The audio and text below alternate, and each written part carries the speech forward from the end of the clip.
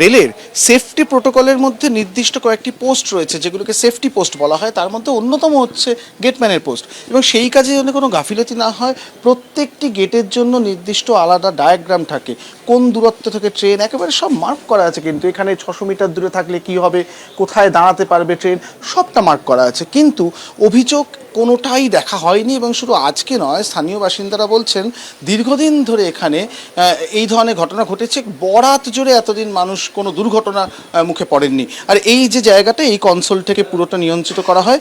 এই প্রথমে চাবি ঘোরানো হয়, তারপর চাবি ঘোরানোর পর এখানে এই চাবিটিকে ঘোরিয়ে অ্যাক্টিভ করা হয়েছে, তারপরে এই হাতল ঘুরিয়ে ঘুরিয়ে গেট ফেলা হচ্ছে, তারপর সেই গেটটা ফেলার পর এটাকে লক করার জন্য লিভার টানা হয়েছে। তারপরেই আমরা যদি বাইরের দিকে তালিয়ে দেখতে পাবো এই মুহূর্তে যেমন গেট পড়ে রয়েছে। এটা হচ্ছে প্রোটোকল, কিন্তু সেই প্রোটোকলে অনেকটাই হয়নি বলে প্রাথমিকভাবে মনে করা হচ্ছে। এবার প্রশ্নটা হচ্ছে, একেবারেই কি কোনো রকমভাবেই দায়িত্ব পালন করলেন না গেটম্যান, তার জন্য এত বড় বিপত্তি, নাকি তার কাছে ঠিক সময় তথ্য এসে পৌঁছলো না যে ট্রেন আসছে?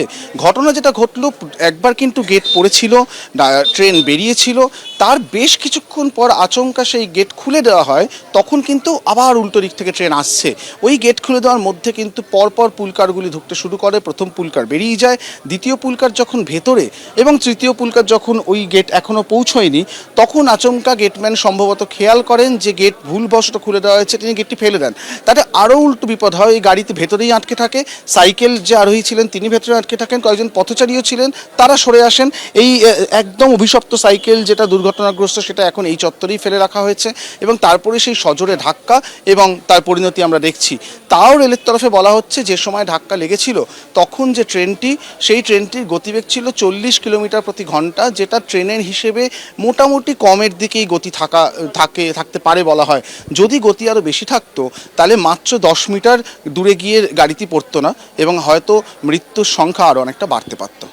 ফুটফুটে ছোট ছোট বাচ্চাগুলো এরকম মর্মান্তিক একটা ঘটনাতে মারা গেছে। এটা খুব পেনফুল সবার কাছে। আমি খুব আর্লি মর্নিং থেকেই ওখানকার এসপির সঙ্গে টাচে ছিলাম।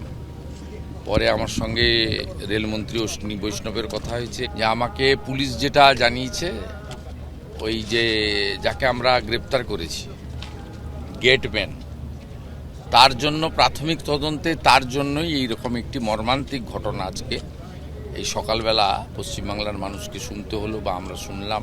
ওই গেটম্যানকে গ্রেপ্তার করা হয়েছে। আমি পুলিশকে বলেছি ও ইনটক্সিকেট ছিল কিনা তার মেডিকেল করাতে। রেলের পক্ষ থেকেও তারা ব্যবস্থা নিচ্ছেন। এটা একদম কমপ্লিটলি হিউম্যান এরর, মানুষের ভুলের জন্য হয়েছে। এটা কোনো দুর্ঘটনা নয়, ক্ষমার অযোগ্য অপরাধ গেটম্যান করেছে। এটা ক্ষমা করার মতো জায়গায় নেই। প্রথমেই আমি সকাল 9টার সময় এসপিকে বলেছি আপনি গেটম্যানকে ধরুন, কারণ ইনিশিয়ালি আমি পেয়ে গেছিলাম প্রাইমারি রিপোর্টটা। তো পুলিশই অ্যারেস্ট করেছে, ওয়েস্ট বেঙ্গল পুলিশ, তো অন্য কেউ অ্যারেস্ট করবে না। আমরা সাথে সাথে করেছি। আর ইনটক্সিকেট ছিল কিনা, ড্রাঙ্কার ছিল কিনা, সেটাও মেডিকেল করার জন্য বলা হয়েছে। রেলের পক্ষ থেকে ক্ষতিপূরণ ঘোষণা হয়েছে। আমাদেরও ভাবনা চিন্তায় আছে, কিন্তু এত ছোট ছোট বাচ্চা, ওই জন্য এই মুহূর্তে আমি ডিএমকে কিছু একটা নির্দেশ দিয়েছি, কিন্তু সেটা আমি বলছি না। এবিপি আনন্দ এগিয়ে থাকে, এগিয়ে রাখে।